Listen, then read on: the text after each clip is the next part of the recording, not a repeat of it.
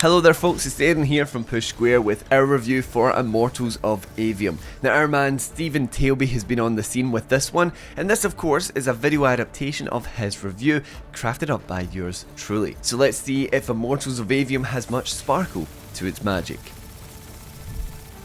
Now you have to admire Ascendant Studios for confidently diving headfirst with its debut game Immortals of Aveum. The fantasy flavoured, magic based first person shooter has the appearance of a big summer blockbuster, and in some ways it backs that up. But unfortunately it doesn't quite hold true when you examine it more closely. It's an impressive effort, no doubt, but one that could have benefited from a smaller scope.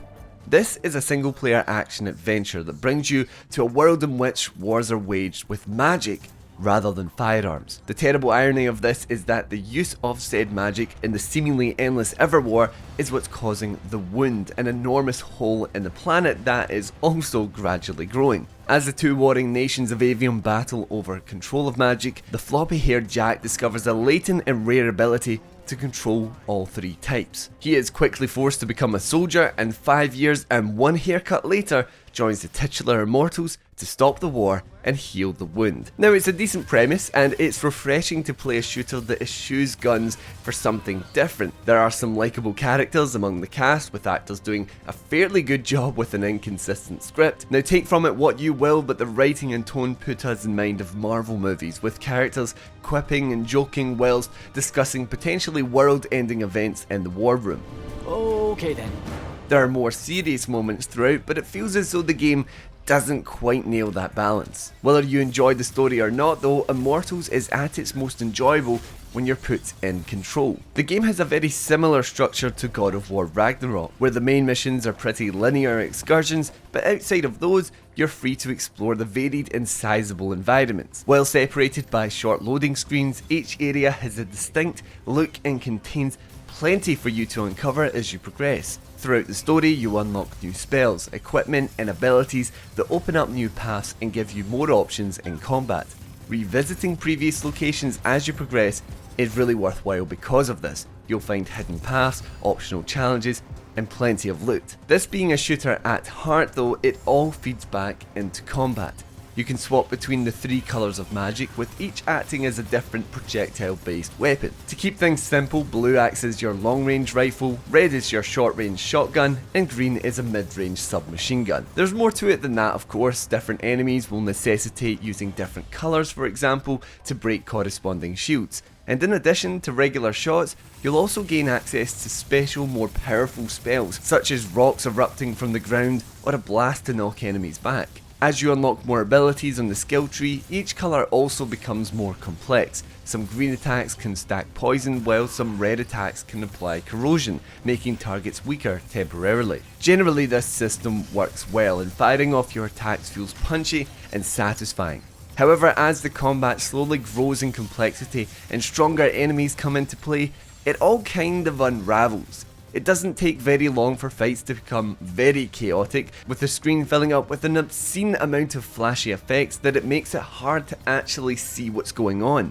Enemy groups can be quite large and they'll surround you on all sides. In conjunction with hard-hitting attacks that are difficult to anticipate, your dodge operating on a cooldown, and a shield that breaks pretty fast, it can be very overwhelming, leading to deaths that will have you asking what even happened.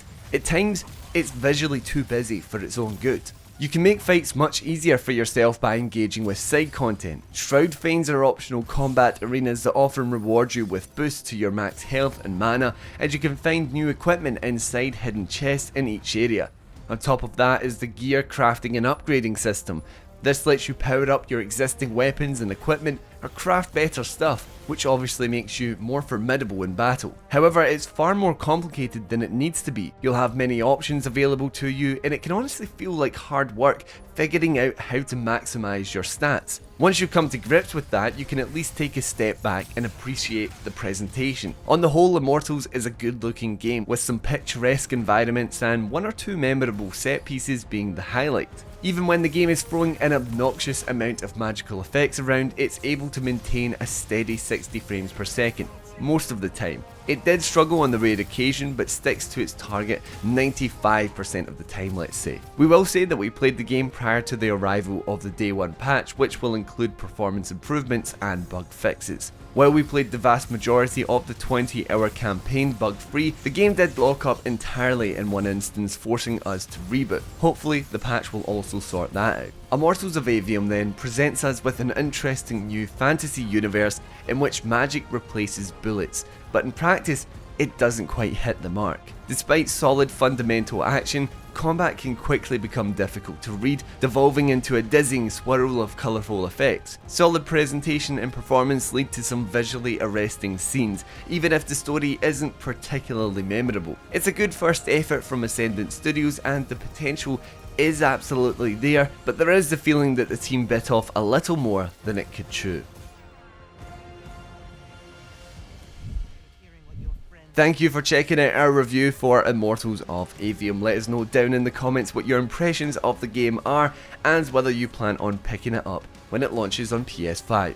While you're down there, leave a like on the video and subscribe to the channel for more PlayStation reviews just like this, along with plenty of other content. Anyway, thank you everyone for watching. I've been Aaron, this has been Push Square, and I'll catch you in the next one.